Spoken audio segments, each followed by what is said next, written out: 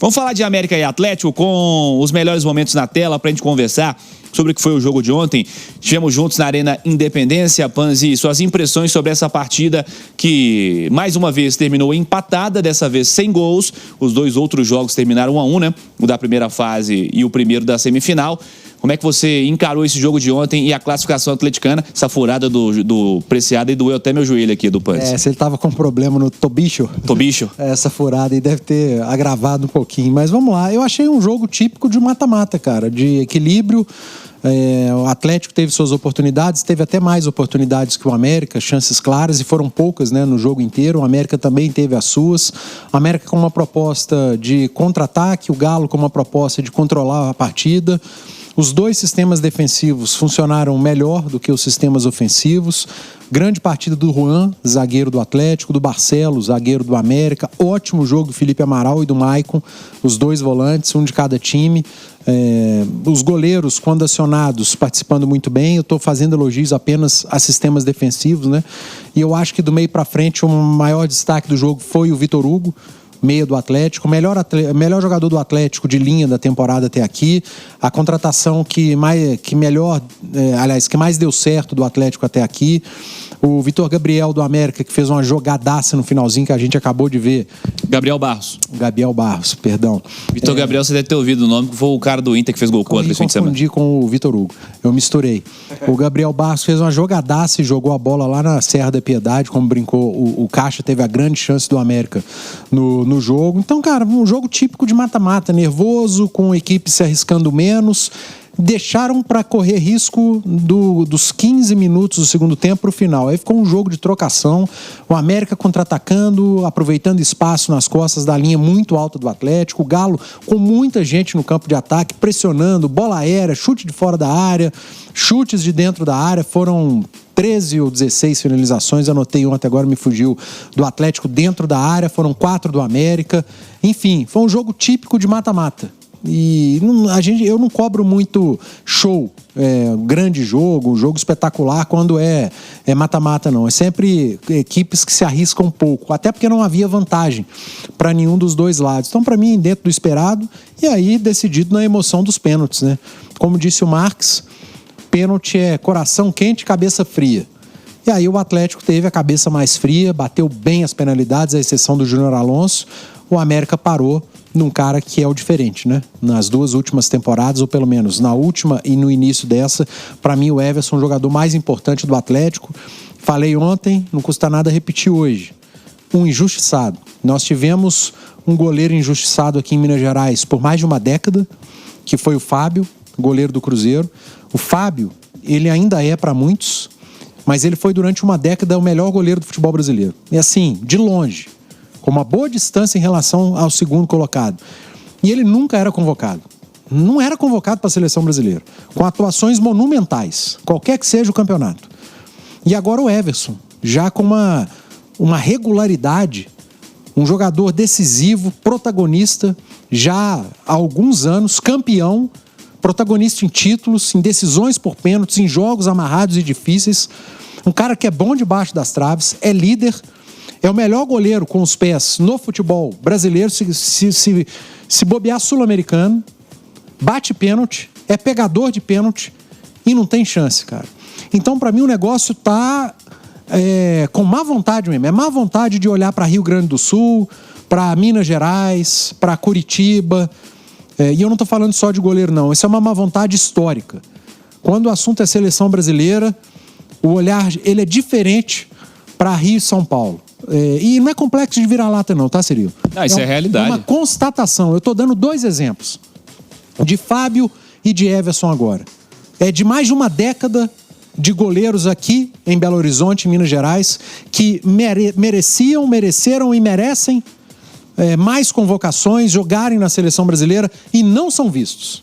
Não são vistos, porque se fossem vistos, teriam ido e estariam vestindo a camisa da seleção brasileira. Como titular ou não, isso eu não discuto.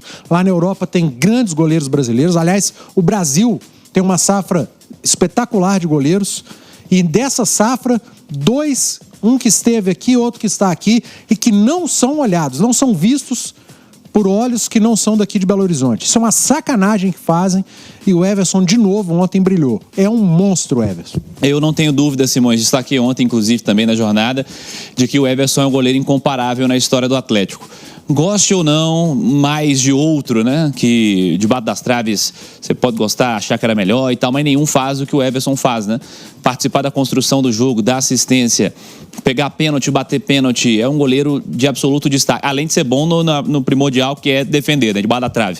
Então, assim, é um goleiro incomparável realmente na história do Atlético e que ontem teve mais um capítulo especial nessa trajetória dele com a camisa atleticana. Queria que você falasse do Everson, personagem da discussão do momento, e também sobre essa classificação atleticana 0-0 e nos pênaltis, o brilho do incomparável Everson na história atleticana. Simões.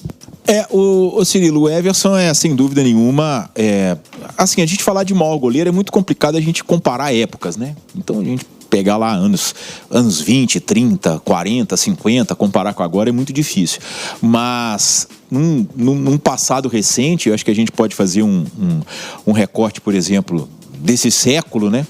O Everson é o melhor goleiro da história do Atlético, sem dúvida nenhuma, né? O Everson é, por exemplo, muito mais goleiro que o Vitor, que é o goleiro da Libertadores de 2013, da Copa do Brasil de 14, que jogou uma Copa do Mundo como goleiro do Atlético em 2014, né? A seleção brasileira tinha o Júlio César, o Jefferson e o Vitor, embora, na minha opinião, tirando o Júlio César, que 2010 ali fez uma temporada espetacular, não sei se 2014 estava nesse nível todo, mas só ilustrando o que o Edu fala, né? Em 2014, eu acho que o Fábio era melhor que os três. Era melhor que os três. O Fábio em 2014 era melhor que os três. O Fábio era muito mais goleiro que o Vitor, muito mais goleiro que o Jefferson e mais goleiro que o Júlio César naquele momento, né? Em 2010, o Júlio César ganhava a Liga dos Campeões com a Internacional. Teve uma carreira maravilhosa. Ele estava no Canadá, né? Cara, o Fábio estava pegando muito. E não era convocado, cara. Convocado. Ele estava no Canadá ou estava num time de segunda divisão da Inglaterra, hein, o Júlio César? Lembro. Eu lembro que ele foi pro Queen's Park Rangers depois. Vou olhar aqui, confirmo. Mas eu acho que ele estava no Canadá, se não me engano. Ele foi jogar na segunda divisão da Inglaterra, quer dizer. Mas, de toda forma, assim, é isso, né? O Everson foi decisivo mais uma vez para o Atlético, né? Nessa decisão por pênaltis. Atlético que, assim, é interessante porque o Edu falou da trocação, mas foi uma trocação provocada por objetivos diferentes. Isso. Porque o objetivo do Atlético era ganhar o jogo. O do América também, mas o América tentava ganhar o jogo se aproveitando dos espaços do Atlético. Exato. O Atlético foi pra cima e encurralou. E aí, quando você vai pra cima e encurrala, você dá espaço. E aí o América se armou pra tentar aproveitar desse espaço. E aproveitou. Teve a chance lá do menino lá do Gabriel, que faz a jogada praticamente perfeita e na hora da finalização dá um bicudo pra cima. Só um parênteses, dentro do que o Simões falou, depois a gente pode até entrar no assunto, é um pouco da explicação do Barba a respeito do Cissé.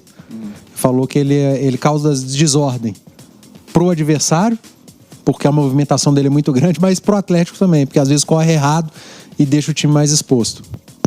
Fechando parênteses. Pois é, e o menino teve a chance ali, né? Ele faz uma jogadaça, né? Dá um drible bonito, chega na cara do Everson e aí erra na finalização. E o Atlético também teve muito volume. Então, assim, ficou um jogo emocionante, né? Porque poderia sair um gol a qualquer momento. E aí vai para os pênaltis e o Atlético foi mais competente do que o América nessa decisão. E aí eu acho até que talvez não, com certeza, né? A experiência, o peso, né, nesse momento faz diferença, embora pro Júnior Alonso não tenha feito tanto assim, né? Aliás, o Júnior Alonso erra pênalti, né? Porque ele tem errado, ele errou alguns, ele não errou pelo Atlético? Tem mais um erro. Não lembro. Acho que ele tem mais um erro, eu acho que a Sul-Americana ele erra. Vou até olhar aqui. Muito sincero, não lembro. Tem uma decisão por pênalti que eu acho que ele dá uma isolada na bola. Mas também. Ele bateu muito mal, cara. Muito mal, né? Por exemplo, o do Hulk é um pênalti de risco, né? Poderia ali ter pegado no travessão. A turma tem cobrado muito o Hulk pra bater desse jeito. Né? Por que o Hulk chuta forte, não bate forte? Ele fez isso. Mas bateu com risco, né? Porque ali até porque não é fácil o Gustavo ficou, né? Exato. Então ali, mas, olha lá, foi uma pancada e o goleiro... O Gustavo tentou ficar, mas com a força não dava, né? Com a força não dava. Mas é isso aí, né? O Everson mais uma vez decisivo e a gente percebe aí, né? Quer dizer, o Hulk, Renan Lodge, todos os jogadores de nível de seleção fazendo os seus gols, né? Aí o Júnior Alonso, nossa... Que é isso? Eu não sei o que ele tentou fazer, não. Esse é o Alonso de novo? Nossa. Não repete, lá no não, M, ó. M de... Não, esse de é o Felipe, né? Esse aí é o Amaral que o Everson pegou. Fez um grande jogo, Felipe Amaral, né, cara? Foram duas defesas do Everson aí e ele converteu o último.